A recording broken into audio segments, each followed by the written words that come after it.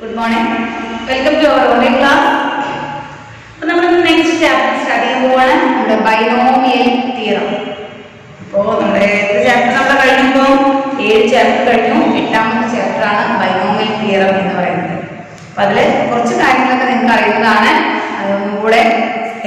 Briefly, okay. Now, a plus b always to 0 equal to 1. Power 0 answer 1. Next, a plus b power 1. Again, a plus b whole square. A plus b whole square a square plus 2ab plus b square.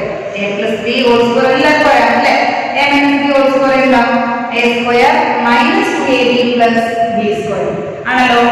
We know a plus b whole cube.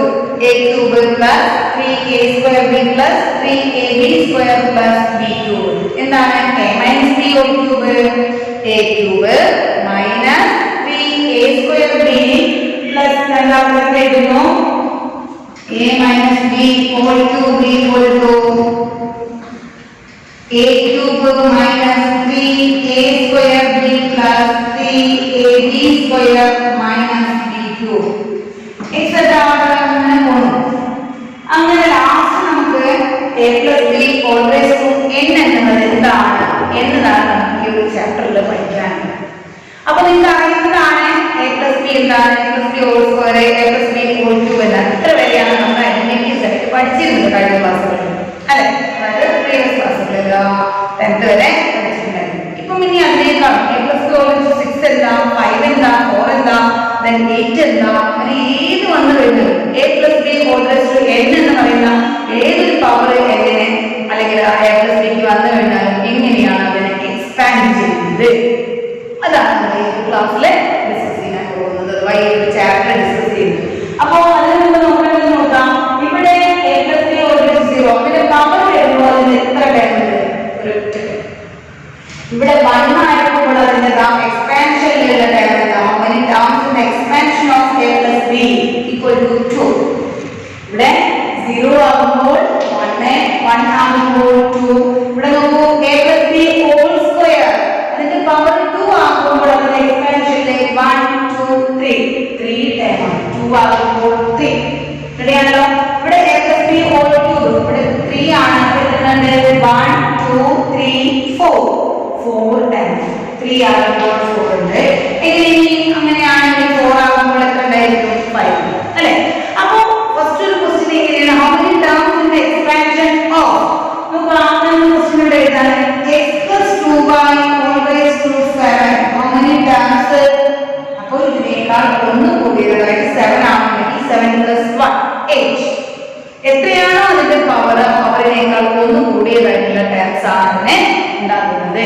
അപ്പോൾ അങ്ങനെയാണെങ്കിൽ a plus b whole raised to n ആണെങ്കിൽ എത്ര terms ഉണ്ടായിരിക്കും, n plus 1 terms ഉണ്ടായിരിക്കും അല്ലേ. നമ്മൾ ഇവിടെ നോക്കാം a plus b whole raised to n ആണെങ്കിൽ n plus 1 ടേം ഉണ്ടായിരിക്കും. ഇവിടെ n minus 1 ആണെങ്കിലോ n minus 1 plus 1 that is nth term. Okay, ഇനി അതുപോലെ n minus 2 ആയിരുന്നെങ്കിലോ n minus 2 plus 1 അഥവാ എന്താ n minus 1 ടേം ഉണ്ടായിരിക്കും.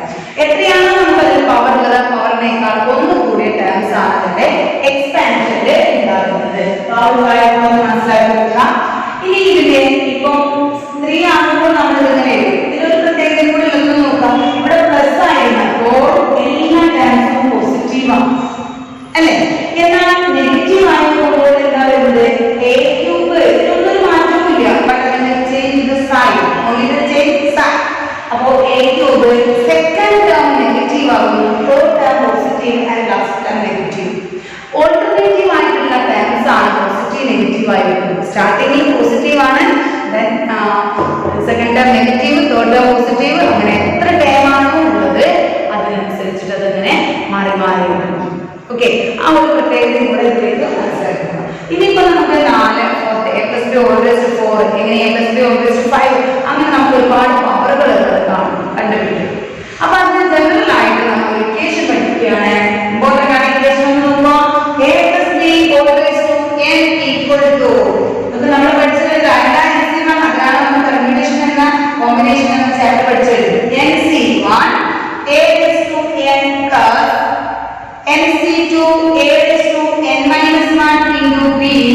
plus nc2 a raised to n minus 2 into b square plus etc plus ncn b raised to n.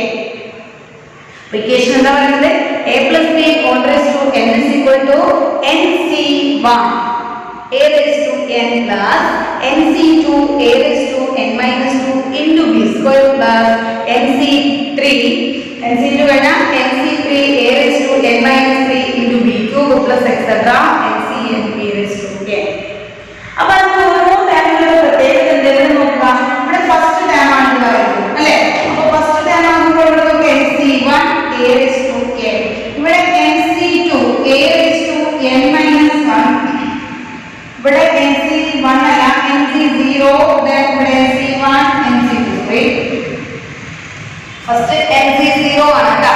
nc0 a raised to n, nc1 a raised to n minus 1 into b, ഇവിടെ b എന്ന് പറഞ്ഞാൽ b1 ആണ്. nc2 a raised to n minus 2 into b square. ഓരോ ടേമിനും ഒരു പ്രത്യേകത. ഇവിടെ ആദ്യത്തെ 0 ആയിട്ടുണ്ട്, അപ്പോൾ ഇവിടെ n കണ്ടോ. ഇവിടെ 1 ആകുമ്പോൾ ഇവിടെ a n minus 1 വരുന്നു. അപ്പോൾ a b ക്ക് 1 വരും. ഇത് രണ്ടും കൂടെ ആഡ് ചെയ്ത് കഴിഞ്ഞാൽ അതിന്റെ പവർ എന്താ വരുന്നത്? ഈ n minus 1 plus 1 equal to n. ഇവിടെ നോക്കൂ, രണ്ടാമത്തെ ടേം നോക്കൂ nc2. അപ്പോൾ a raised to n minus 2 into b square. n minus 2 plus 2 അതും ഇതിന്റെ ടൈം ആകുന്നു n2 ആകുന്നു. then ഇവിടെ ncn b raised to n. ഏതൊരു ടേം എടുത്ത് കഴിഞ്ഞാലും അതിന്റെ പവർ ഇവിടെ നോക്കി കഴിഞ്ഞാൽ നമുക്ക് മനസ്സിലാവും. ഇവിടെ നോക്കൂ, ഇവിടെ a ഉണ്ടോ 3, ഇവിടെ a സ്ക്വയർ, ഇവിടെ ഒരു 1 ഉണ്ട്, 2 3, ഇവിടെ 1 ഉണ്ട്, 1 2 3 ഇവിടെ. അപ്പോൾ ഏതൊരു ടേമിന്റെയും പവറുകളുടെ സം എന്ന് പറഞ്ഞു കഴിഞ്ഞാൽ അത് ആ ഒരു എക്സ്പാൻഷനുള്ള ടേമിന്റെ പവർ ആയിരിക്കും. പിന്നെ പ്രത്യേകത ഇവിടെ നോക്കാം. ഇപ്പം ഇവിടെ a ക്യൂബ്, രണ്ടാമത്തെ ഇവിടെ നോക്കാം first term a and second term is b അല്ലേ. അപ്പോൾ ഇവിടെ ഫസ്റ്റ് ആദ്യത്തെ a ക്യൂബ് ഫസ്റ്റ് ടേം മാത്രമേ ഉള്ളൂ, രണ്ടാമത്തെ 3 into a സ്ക്വയർ, ഇവിടെ ക്യൂബ് ആണ്, രണ്ടാമത്തെ സ്ക്വയർ ആണ്, 1 ആണ്, ഇവിടെ 0 ആകും. ഇവിടെ b യുടെ സെക്കൻഡ് ടേമിന്റെ പ്രത്യേകത എന്താ പറയുന്നത്? b എന്ന് പറയുന്നത് ഇവിടെ 0 ആണ്. a cube into b raised to 0 എന്നുണ്ട്. a raised to 0 is equal to 1. അതുകൊണ്ടാണ് അവിടെ എഴുതാറുള്ളത്. ഇവിടെ ആദ്യം 0 ആയി, 1 ആയി, 2 ആയി, 3 ആയി. അപ്പോൾ ഫസ്റ്റ് ടേമിന്റെ പവറുകൾ ഓരോന്നോരോന്ന് കുറഞ്ഞു വരുന്നു, സെക്കൻഡ് ടേമിന്റെ പവർ കൂടി കൂടി വരുന്നു. ഫസ്റ്റ് ടേമിന്റെയും സെക്കൻഡ് ടേമിന്റെയും പവറുകളുടെ സം എന്ന് പറഞ്ഞു കഴിഞ്ഞാൽ ആ a plus b all raised to n എന്നുള്ളതായിരിക്കും. ഓക്കെ, അപ്പോൾ ഇങ്ങനത്തെ കാര്യങ്ങളൊക്കെ എനിക്ക് പറയുന്നത്. ഇതിന് നമുക്ക് എക്സ്പാൻഷൻ കാര്യങ്ങൾ നോക്കാം. ഇനി ഏതൊക്കെയാണ് ഇവിടെ 3 അല്ലെ. ഇനി അതിന്റെ ഒരു ബാക്കി 4 വന്നു കഴിഞ്ഞാൽ എങ്ങനെയാവണം എന്നുള്ളത് കൂടെ നമുക്ക് നോക്കാം. അതിനെയാണ് നമ്മൾ പാസ്കൽസ് ട്രയാങ്കിൾ എന്ന് പറയുന്ന ഒരു പാസ്കൽ എന്ന് പറയുന്ന ശാസ്ത്രജ്ഞനാണ് കണ്ടുപിടിച്ചത്. Pascal's triangle. ഇവിടെ നോക്കാം, ആദ്യം തന്നെ വരുന്നത് C0 C0 0 C0, again 1 C0 1 C1, പിന്നെ 2 C0 2 C0 2 C1 2 C2.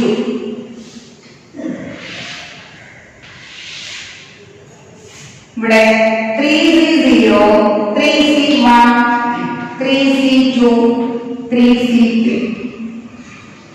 4 C0 4 C1 4 C2 4 C3 4 C4. അപ്പോൾ അങ്ങനെ നമ്മളങ്ങനെ ആയിട്ട് മാറും. അങ്ങനെ ലാസ്റ്റ് എന്ത് വരുന്നത്?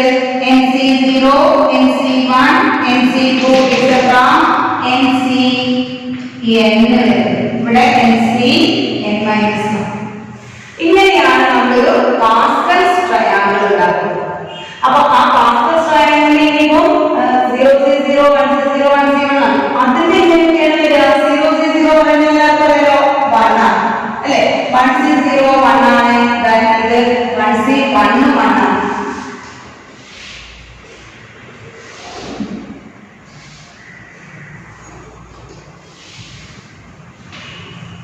ആദ്യത്തെ വരുന്നത് 0 C0 1 1 C0 എന്ന് പറഞ്ഞാൽ 1 ആണ്, ഇതിന്റെ അകത്ത് 1 C1 1 ആണ്. ഇനി നോക്കൂ 2 C0 അതും ഇതാ 1 ആണ്.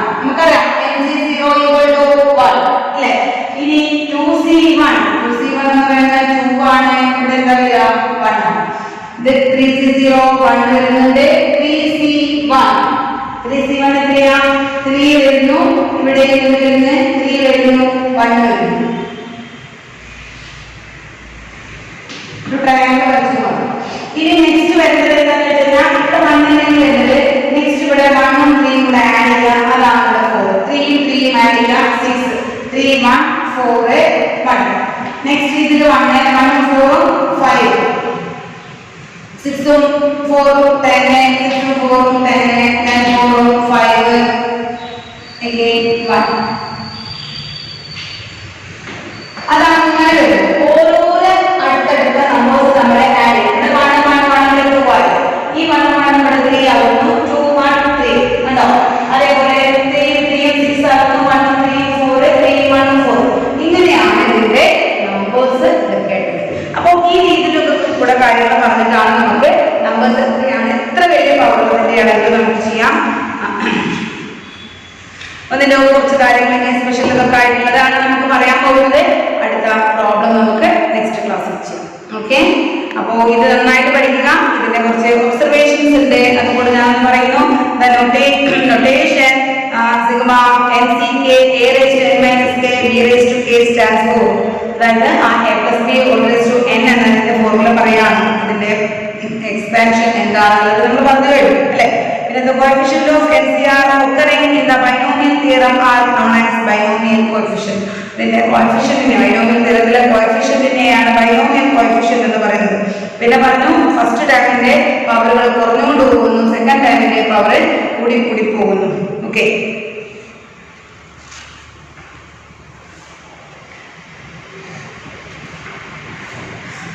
അപ്പോ ഇതെല്ലാം നന്നായിട്ട് നോക്കാം അടുത്തൊരു ജനറൽ ടൈം കൂടെ എടുത്തു കഴിഞ്ഞാലാണ് ഇതിന്റെ പ്രോബ്ലംസ് കൂടെ ചെയ്യാൻ പറ്റുന്നത് അത് നെക്സ്റ്റ് ക്ലാസ്സിൽ എടുക്കാം ഓക്കെ ബൈ ബൈ